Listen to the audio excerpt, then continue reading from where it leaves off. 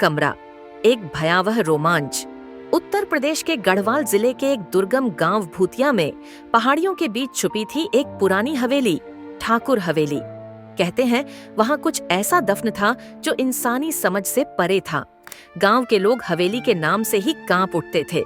बूढ़ी अम्मा कहती थीं, उस हवेली में रात को रोशनी जलती है, लेकिन कोई इंसान नहीं जाता वहां।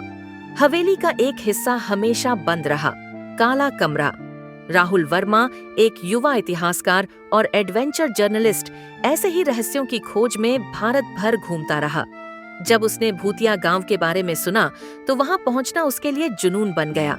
राहुल ने गांव वालों से पूछा, अगर सब कहानियां हैं तो डर किस बात का? एक बूढ़े ने कांपते हुए जवाब दिया, डर उसी का होता है जो जिंदा लौटे। वहां से अब तक कोई लौटा ही नहीं। राहुल मुस्कुराया, लेकिन उसकी आंखों में वह चमक थी, एक अनजाने रहस्य को उजागर करने की जिद। जैसे ही राहुल हवेली में घुसा, दरवाजा खुद ब खुद तेज आवाज से बंद हो गया। हवेली में अजीब सी सर्द हवा थी, जैसे कोई अदृश्य छाया उसे देख रही हो। हर कोना सन्नाटे से चीख रहा था। पुराने झूमर हिल रहे थे, मानो कोई छुपकर झांक रहा हो। फिर उसे दिखा वह काला कमरा, जिस पर लोहे की जंजीरें पड़ी थीं।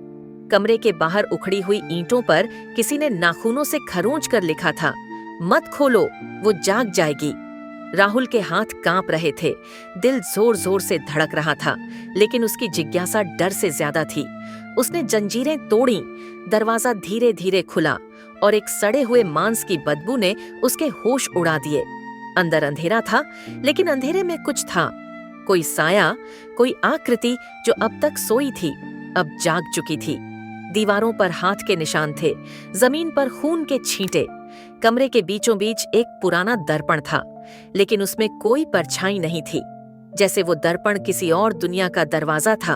तभी राहुल की टॉर्च बंद हो गई, मोबाइल ने काम करना बंद कर दिया, दरवाजा गायब हो चुका था। अंधेरे में फुसफुसाहटें गूंजने लगीं, तू आया, अब कभी जाएगा नहीं। अचानक दीवार से एक साया निकला, लंबा, झुका हुआ, आंखों से काली आग जैसी रोशनी। वह वही थी जिसकी चेतावनी दरवाजे पर थी, वो जो सदियों से बंद थी। राहुल भागा, पर हर रास्ता उसी कमरे में वापस आ जाता। हवेली अब एक भूल भुलैया बन चुकी थी। गांव में सुबह हवेली के बाहर राहुल की रिकॉर्डिंग डिवाइस मिली। उसमें आखिरी आवाज थी, अगर कोई ये सुन रहा है तो मत जाना उस कमरे में, वहां वक्त भी कैद है। और फिर सन्नाटा।